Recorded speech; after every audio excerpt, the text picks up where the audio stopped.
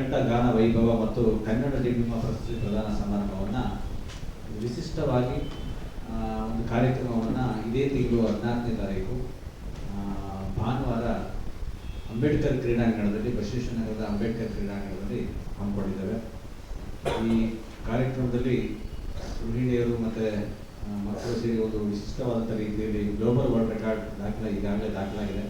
ಅದರ ಬಗ್ಗೆ ಸಂಕ್ಷಿಪ್ತವಾಗಿ ಗುರುಗಳು ಈ ಕಾರ್ಯಕ್ರಮ ನೇತೃತ್ವವನ್ನು ವಹಿಸಿದ್ದಾರೆ. ವೇದಿಕೆಯಲ್ಲಿ ನಮ್ಮ ಸಂಘಟನಾ ಕಾರ್ಯದರ್ಶಿಗಳು ನವೀನ್ ಹೆಗ್ಡೆ ಅವರಿದ್ದಾರೆ, ಸೋಮಶೇಖರ್ ಅವರಿದ್ದಾರೆ, ಚಿಕ್ಕಣ್ಣವರಿದ್ದಾರೆ. ನಾನು ಈ ಕನ್ನಡ ಡಿಂಡಿಮ ಪ್ರತಿಷ್ಠಾನದ ಪ್ರಧಾನ ಕಾರ್ಯದರ್ಶಿ ಶಿವರಾಜ್ ಅಂತ. ಸಂಪೂರ್ಣವಾದ ಈ ಕನ್ನಡ ಡಿಂಡಿಮ ಪ್ರತಿಷ್ಠಾನದ 14ನೇ ತಾರೀಕು ಕಾರ್ಯಕ್ರಮದ ಬಗ್ಗೆ ಮತ್ತು ಕಾರ್ಯಕ್ರಮದ ಪೂರ್ಣ ಪ್ರಮಾಣದ ವ್ಯವಸ್ಥೆಗಳ ಬಗ್ಗೆ ಗುರುಗಳು ತಮಗೆ ಮಾಹಿತಿಯನ್ನು ಕೊಡ್ತಾರೆ. ಕನ್ನಡ ಡಿಂಡಿಮ ಅನ್ನುವಂಥ ಸಂಸ್ಥೆ ಹುಟ್ಟಿ 2ನೇ ವರ್ಷ ಇದು.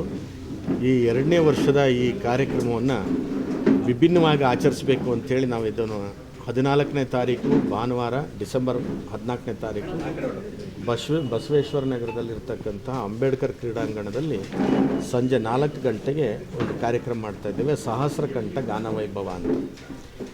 ನಮ್ಮ ಕನ್ನಡದ ಸಂಸ್ಕೃತಿಯನ್ನು ಮುಂದಿನ ಪೀಳಿಗೆಗೆ ಹೊತ್ತೊಯ್ತಕ್ಕಂಥವ್ರು ಯಾರು ರಾಯಭಾರಿಗಳು ಅಂತಂದರೆ, ನಿಜವಾಗಿಯೂ ಸತ್ಯವಾದ ಮಾತು ಅಂದರೆ ನಮ್ಮ ಮನೆಯ ಗೃಹಿಣಿಯರು.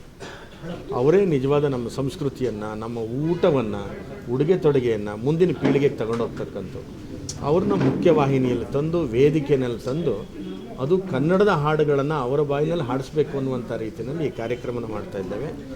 ಕಳೆದ ವರ್ಷವೂ ಸಹ ಡಿಂಡಿಮ ಪ್ರತಿಷ್ಠಾನ ಒಂದು ಇತಿಹಾಸವನ್ನು ನಿರ್ಮಾಣ ಮಾಡಿತ್ತು.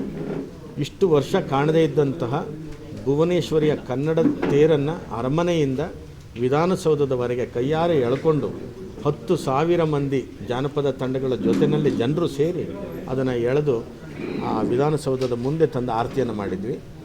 ಈ ವರ್ಷ ಸುಮಾರು 2,500-3 ಸಾವಿರ ಮಂದಿ ಒಂದು ವೇದಿಕೆಯಲ್ಲಿ ನಿಂತು, ಅದು ಗೃಹಿಣಿಯರು ನಿಂತು ಮಾಡ್ತಕ್ಕಂಥದ್ದು ವಿಶೇಷವಾದ ಕಾರ್ಯಕ್ರಮ. ಅಲ್ಲಿ 15 ಹಾಡುಗಳನ್ನು ಹಾಡೋದ್ರ ಜೊತೆಯಲ್ಲಿ ಒಂದು ಗ್ಲೋಬಲ್ ವರ್ಲ್ಡ್ ರೆಕಾರ್ಡನ್ನು ನಾವು ಮಾಡ್ತಾಯಿದ್ದೇವೆ. ಈ ಕಳೆದ ವರ್ಷ ನಾವು ಕುವೆಂಪು ಅವರಿಗೆ ಪ್ರತಿಷ್ಠಾನದ ಪ್ರಶಸ್ತಿಯನ್ನು ಕೊಟ್ಟಿದ್ದೀವಿ.